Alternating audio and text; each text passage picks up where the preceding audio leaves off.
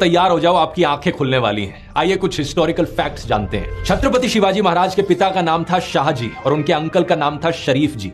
और जानते हैं शरीफ जी नाम कहां से आया? ये नाम रखा गया एक सूफी सेंट के नाम पर। इससे पता चलता है कि ना सिर्फ शिवाजी महाराज खुद बल्कि उनके दादाजी भी हिंदू सेंट्स और मुस्लिम सूफी सेंट्स दोनों की रिस्पेक्ट किया करते थे। असल में बात क्या है ना, उस जमाने में कोई बीजेपी, कोई गोदी मीडिया, कोई व्हाट्सएप माफिया नहीं था हिंदू मुसलमानों के बीच नफरत फैलाने वाला।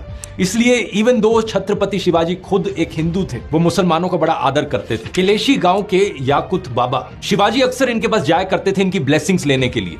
खुद से वो हमेशा रिलीजियस फ्रीडम के फेवर में रहे थे। 2 नवंबर साल 1669 में लिखी गई एक चिट्ठी है।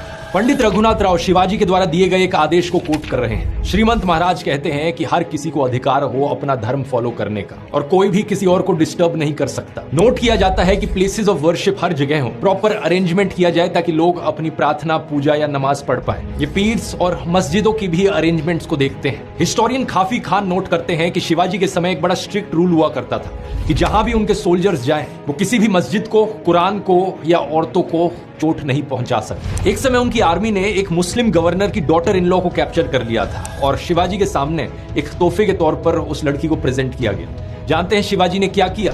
उन्होंने इस औरत के सामने जाकर माफी मांगी और बड़े ही रिस्पेक्टफुल तरीके से उसे वापस भेज दिया। बीजेपी के जो लोग हैं वो शिवाजी की इस महानता को समझ ही नहीं सकते क्योंकि उनके रोल मॉडल है सावरकर। और सावरकर पता है क्या चाहते थे? कि औरतों को मोलेस्ट करना, औरतों के खिलाफ अत्याचार। मोदी कहते हैं कि ये आग लगाने वाले कौन हैं? इनके कपड़े देखकर इन्हें पहचाना जा सकता है। ये आग लगाने वाले कौन है वो उनके कपड़ों से ही पता चल जाता है। इनकी लीडरशिप के अंडर एक से बढ़कर एक बीजेपी पॉलिटिशियंस ने नफरतखोर भाषण दिए हैं। लिंचिंग्स हुई हैं। बिल्किस बानो केस के कॉन्विक्ट्स को यहाँ पर मालाएं चढ़ाई गई हैं, उन्हें मिठाइयां दी गई हैं, उन्हें संस्कारी ब्राह्मण बुलाया गया है। व्हाट्सएप यूनिवर्सिटी पर डेली आपको कोई ना कोई मैसेज आता है जो मुसलमानों के खिलाफ नफरत फैलाता है। रिसेंटली भी पीएम मोदी ने अपने भाषणों में मुस्लिम्स के खिलाफ डॉग विस्लिंग करी। इन्होंने ऑपोजिशन पर आरोप डाला कि उनका मुगल माइंडसेट है। सावन के महीने में मटन बनाने का मौज ले रहे हैं। वीडियो दिखाकर वो मुगल के लोगों के जमाने की जो मानसिकता है ना, उसके द्वारा वो देश के लोगों को चिढ़ाना चाहते हैं। ट्विटर पर एक से बढ़कर एक अकाउंट जो मुसलमानों के खिलाफ नफरत फैलाता है, पीएम मोदी उन्हें फॉलो करते हैं। तो ये हो गए हमारे कॉम्युनल मोदी। व्हाट्सएप पर आपके फोन पर मैसेजेस आते हैं जो कहते हैं कि देखो हिंदुओं पर कितना अत्याचार किया है मुगलों ने सदियों से, और इसके बाद भी अगर कोई हिंदू सेक्युलर रहे तो वो कायर हिंदू हो। ऐसी ही चीजें लिखकर भेजते हैं व्हाट्सएप में। मैं यहाँ पर इन व्हाट्सएप माफिया वाले लोगों से पूछना चाहता हूँ, क्या तुम लोग अपने आप को शिवाजी महाराज से ज्यादा बहादुर समझते हो? क्योंकि फर्क जानते हो, पता है क्या है दोस्तों? छत्रपति शिवाजी महाराज भी औरंगजेब के समय पर ही जीते थे, लेकिन फर्क जानते हो क्या है?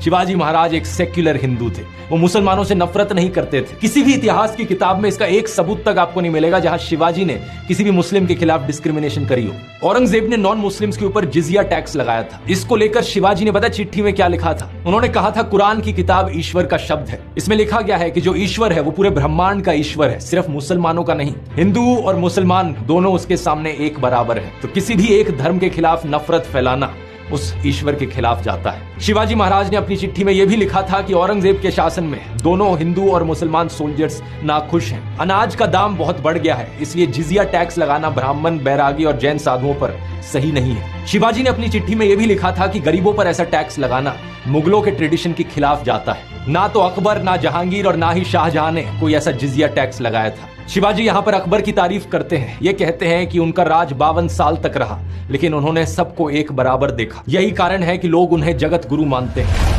अब मुगल शहंशाह अकबर की बात करी जाए यहाँ पर दोस्तों, तो फिर से वही कहानी आ जाती है। व्हाट्सएप पर आपको एक बार फिर से हिंदू मुस्लिम की राइवलरी दिखाई जाती है। जैसे शिवाजी औरंगजेब की थी, यहाँ पर अकबर और महाराणा प्रताप के बीच एक हिंदू मुस्लिम राइवलरी दिखाई जाती है, दिखाने के लिए कि देखो हिंदू वर्सेस मुस्लिम, ये था हमारा इतिहास। लेकिन फिर से एक बार व्हाट्सएप के बाहर अगर आप नजर डालोगे असली इतिहास पर, आपको दिखेगा इस बात में रत्ती भर भी सच्चाई नहीं है। इस स्टैचू को देखिए, यह है अफगान के पठान हकीम खान सुर, शेर शाह सूरी के एक डिसेंडेंट। ये एक मुस्लिम वॉरियर हैं जो बड़ी महानता से महाराणा प्रताप की साइड पर लड़े थे और इन्होंने अपनी जान खोई थी हल्दी घाटी की लड़ाई में। दूसरी तरफ अकबर के पास थे हिंदू जनरल राजा मान सिंह और उनकी आर्मी में ढेर सारे राजपूत सोल्जर्स। व्हाट्सएप पर आने वाले मैसेजेस आपको कहानी सुनाते हैं कि कैसे औरंगजेब के समय में विश्वनाथ मंदिर को तोड़ा गया, लेकिन जो वो आपको नहीं बताते वो ये कि इस मंदिर को बनाया किस समय गया था? अकबर के शासन में। इसे बनाया गया था राजा मान सिंह के सुपरविजन में। अगर एक मुगल शहंशाह ने इस मंदिर को तोड़ा तो दूसरे मुगल शहंशाह ने इस मंदिर को बनाया भी। प्रधानमंत्री मोदी की सरकार ने भी अकबर को एडमायर किया था अपनी G20 की किताब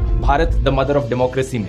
इसके 38 पेज पर लिखा है कि कैसे तीसरे मुगल बादशाह अकबर एक तरीके की डेमोक्रेसी प्रैक्टिस करते थे, जहां पर सभी धर्मों को एक बराबर देखा जाता था। अकबर ने सुलह एक कुल की डॉक्ट्रिन इंट्रोड्यूस करी थी, जिसका मतलब है पीस फॉर ऑल, सबके लिए शांति रहे। इस बुकलेट में नवरत्न का भी मेंशन किया गया है, जो कि 9 वाइज लोग थे जो अकबर के काउंसलर्स थे, जिनकी मदद से अकबर ने जनता के हक में स्कीम्स को इंप्लीमेंट किया था। और व्हाट्सएप के छात्रों के लिए मैं ये भी बता दूं, इन 9 में से 4 एक्चुअली में हिंदू थे, राजा टोडरमल, राजा मानसिंह, राजा बीरबल और तानसेन। क्या आप ये जानते हो संत तुलसीदास ने रामचरितमानस को भी अकबर के शासन में लिखा था। इतना ही नहीं, रामलीला की शुरुआत भी इसी समय हुई थी, मेघा भगत के द्वारा, जो कि तुलसीदास के ही एक डिसिपल थे। बहुत सी हिंदू एपिक्स जैसे कि रामायण, महाभारत, विष्णु पुराण और कथा सरित सागर, इन सब को इसी समय के दौरान अकबर के शासन में पर्शियन में भी ट्रांसलेट किया गया था। ये सब आपको व्हाट्सएप में नहीं बताया जाएगा, क्योंकि व्हाट्सएप पर जो आएगा वो सिर्फ हिंदू मुस्लिम के एंगल से आएगा, ताकि आपके दिल के अंदर मुसलमानों के खिलाफ नफरत जगाई जाए, हिंदू मुसलमान के बीच में दरारें पैदा करी जाए। ऐसा नहीं किया तो इनका ब्रेन वॉश वाला एजेंडा फेल हो जाएगा। फिर ये बाद में कैसे दिखाएंगे कि हिंदुओं को मुसलमान से खतरा है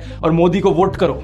दिल्ली की डलहौजी रोड को भी रीनेम किया गया दारा शिकोर रोड में बीजेपी लेड एनडीएमसी के द्वारा फरवरी 2017 में। और 2020 में मोदी सरकार की मिनिस्ट्री ऑफ कल्चर ने भी एक 7 मेंबर का पैनल सेटअप किया था under the archaeological survey of India, ताकि मुगल प्रिंस दारा शिकोह की ग्रेव को लोकेट किया जा सके। और जब हम यहां पर मुगलों की और सेक्युलरिज्म की बात कर रहे हैं, तो हम आखिरी मुगल बहादुर शाह जफर को कैसे भूल सकते हैं। क्या आप जानते हैं वो ईद मनाने के साथ साथ दशहरा और दिवाली भी मनाते थे। बहादुर शाह जफर और उनके बेटे ब्रिटिश कॉलोनियलिज्म के सख्त खिलाफ थे। 1857 की रिवोल्ट के दौरान मेरठ से कई सिपाही उनके पास आए और उन्हें अपना राजा प्रोक्लेम किया। इसके बाद उन्होंने कई सारे नवाबों को, जमींदारों को और लोकल राजाओं को कहा कि आओ साथ में मिलकर हम अंग्रेजों के खिलाफ लड़े। इन्होंने हाथ मिलाया नाना साहेब, रानी लक्ष्मीबाई, बेगम, हजरत महल और कई सारों के साथ। लेकिन अनफॉर्चुनेटली इन्हें ब्रिटिश के द्वारा कैप्चर कर लिया जाता है और एग्जाइल पर बर्मा भेज दिया जाता है। जब हमारे सेक्युलर प्रधानमंत्री मोदी 2017 में वहां गए थे, तो उन्होंने जफर की मजार को भी विजिट किया था और उन्हें फ्लोरल ट्रिब्यूट दिया था। लेकिन इन मुगलों के अलावा भी दोस्तों ऐसे कई मुस्लिम राजा थे जो सेक्युलर थे, जैसे कि अवध के आखिरी राजा वाजिद अली शाह, जिन्होंने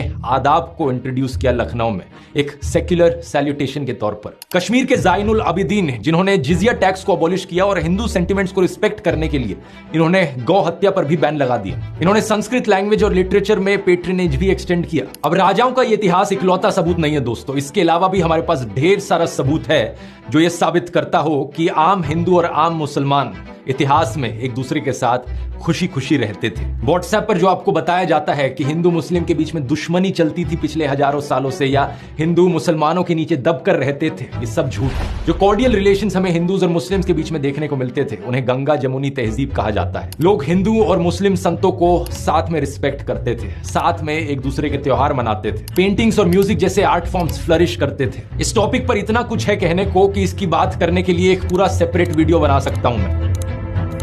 लेकिन अगर हम आज की भी बात करें, हमें आज भी देखने को मिलता है कि कैसे मुस्लिम्स रामलीला को ऑर्गेनाइज कर रहे हैं। कई मुस्लिम्स भाग लेते हैं रामलीला में अलग अलग रोल्स करते हुए। कोई रावण के पुतले बनाते हैं। कितनी ही फोटोज आपको मिल जाएंगी जहां पर मुसलमान बच्चे अपने आप को राधा और कृष्ण की तरह ड्रेसअप करके जन्माष्टमी बनाते हुए दिखते हैं। मुस्लिम सिंगर मोहम्मद रफी, मुस्लिम लिरिसिस्ट शकील बदायूनी, मुस्लिम म्यूजिशियन नौशाद, इन सब ने कैसे कैसे भजन्स बनाए हैं, क्या आप जानते भी हैं। मन तरपत हरि दर्शन को आज मोरे तुम बिना बिगड़े। आज हमें यह भी देखने को मिलता है कि हिंदूज इफ्तार पार्टीज ऑर्गेनाइज कर रहे हैं मुस्लिम्स के लिए। ये जरूर है कि कम्युनल दंगे हमें टाइम टू टाइम देखने को मिले हैं। नफरत खोर लोग टाइम टू टाइम निकल कर आए हैं जो हिंदू मुसलमान को बांटना चाहते हैं, हमारे देश में एक दरार बनाना चाहते हैं। लेकिन पिछले 1000 सालों में जो भी कुछ हुआ हमारे देश में, हम हिंदुओं ने और मुसलमानों ने साथ में मिलकर उसे सहा है। वो कहते हैं हिस्ट्री ऑफन रिपीट्स इटसेल्फ। हमारे सामने आज फिर एक सत्ता का भूखा नेता खड़ा है जो हमें बांटना चाहता है, डिवाइड एंड रूल का खेल खेलना चाहता है। ये करने के लिए व्हाट्सएप और गोदी मीडिया पर जबरदस्त प्रोपेगेंडा फैलाया जाता है ताकि हमारे दिलों के अंदर नफरत बोई जा सके।